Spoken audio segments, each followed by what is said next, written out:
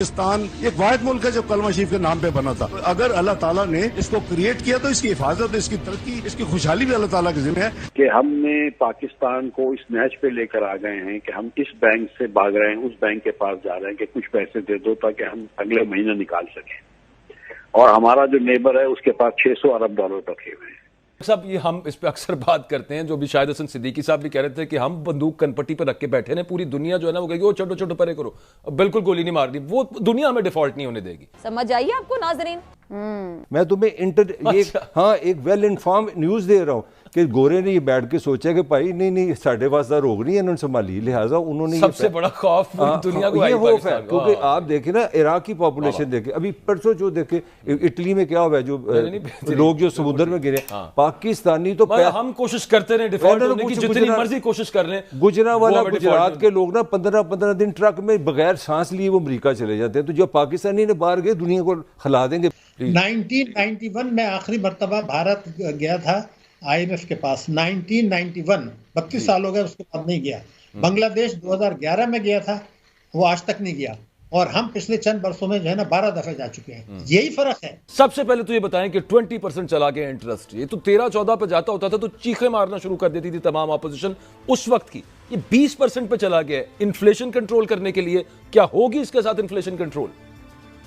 دیکھیے میں آپ کو یقین دلا رہا ہوں کہ آنے والے مہینوں میں پاکستان میں مہنگائی بڑھے گی.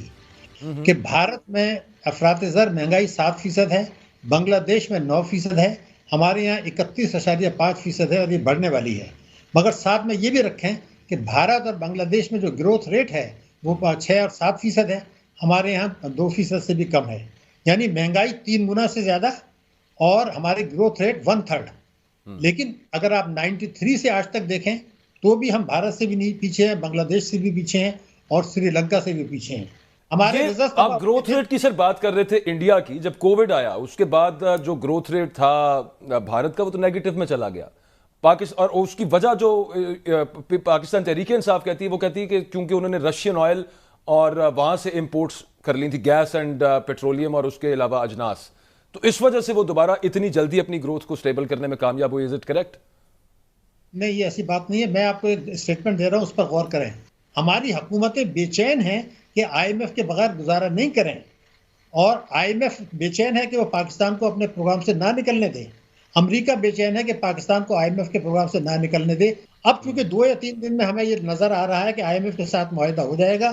ہم نے یہ کہنا کہ ان کی شرائط ہے، یہ بالکل قوم کے ساتھ دھوکہ ہے. یہ ان کی شرائط نہیں ہے، یہ IMF کے کھاتے میں ڈال رہے ہیں.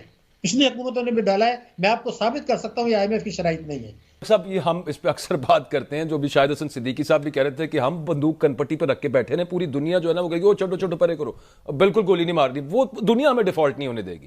ہماری کوشش تو پوری ہے. دیکھیں یہ میں بسرا صاحب سے سارے احترام کے ساتھ، یہ اس کے ذمہ دار سارے ہیں. یہ 75 ایئر کا ایسا آپ ڈالر اور روپے پاکستان حکومت چلتی ہے، پاکستان سے لیکن میں تو یہ پوچھ رہا تھا ملک صاحب آپ کو کہ ڈیفالٹ والا معاملہ کہ یہ آرگومنٹ آپ کے رائے میں ٹھیک ہے؟ نہیں، وہ جو رائے دے رہے ہیں بالکل معقول دے رہے ہیں. وہ اس لیے دے رہے ہیں کہ 1-2 کروڑ افغانستان، 2-3 کروڑ تھا عراق.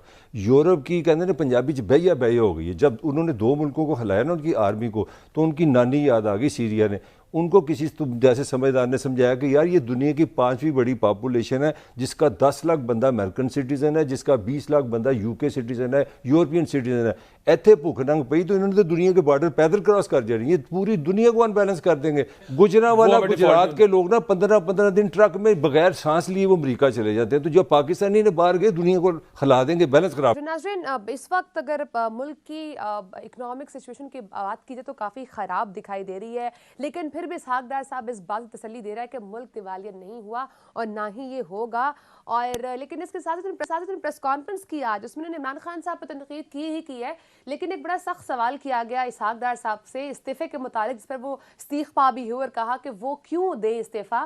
انور صاحب اس وقت جو سچویشن چل رہی ہے اوور آل، اگر مسلم لیگ نون سے بات کی جائے یا PDM کی جماعتوں سے بات کی جائے تو وہ یہی قصوروار ٹھہراتے ہیں کہ عمران خان صاحب کی حکومت نے اتنے ورسٹ فیصلے کیے ہیں جس کی وجہ سے آج ہم اس کنڈیشن میں ہیں. اگر ہماری حکومت ہوتی، ہم رہتے تو آج ملک جو ہے وہ جیسے نواز شریف صاحب نے بھی کہا ہوا میں ہوتا، بہت ترقی کر رہا ہوتا.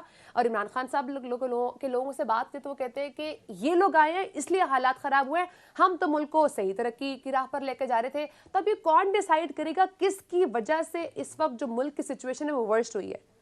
ملک ہوا میں ہے یا نہیں, لیکن عوام ضرور ہوا میں ہے. انتہائی افسوس کے ساتھ کہنا پڑتا ہے کہ اسحاق ڈار صاحب کو آج اپنی پریس کانفرنس میں وے آؤٹ دینا چاہیے تھا, انہیں آگے وے فارورڈ بتانا چاہیے تھا, لیکن انہوں نے پھر وہ ماضی کی طرح جو ماضی کی حکومت تھی اسی کو مورد الزام ٹھہرایا. ٹھیک ہے, پولیٹیکلی تو یہ بات درست ہے, لیکن اسحاق ڈار صاحب بھی ناکام ہوئے ہیں. اب تک جو ان کی ناکامی ہے وہ سب کے سامنے ہے, کیونکہ نہ تو پیٹرول کی پرائسز جو ہے وہ کنٹرول کی جا رہی ہے, مہنگائی اس کی وجہ سے 2 گنا اور بڑھتی چلی جا رہی ہے, اور جو قوت خرید ہے عوام کی وہ ختم ہوتی جا رہی ہے. جب قوت خرید ختم ہوتی ہے تو پھر جرائم بڑھتے ہیں, اور جب جرائم بڑھتے ہیں تو پھر لا قانونیت الٹیمیٹلی آپ کو پتہ ہے بڑھتی ہے. تو یہ ملک اس طرف بڑھ رہا ہے. آج جو فرنٹ پیج تمام اخبارات کا خدا کی قسم پڑھے نہیں جا رہے تھے کہ اس ملک کے ساتھ اس ٹولے نے جن کو بٹھایا گیا ہے انہوں نے کیا حشر اس ملک کا کر دیا.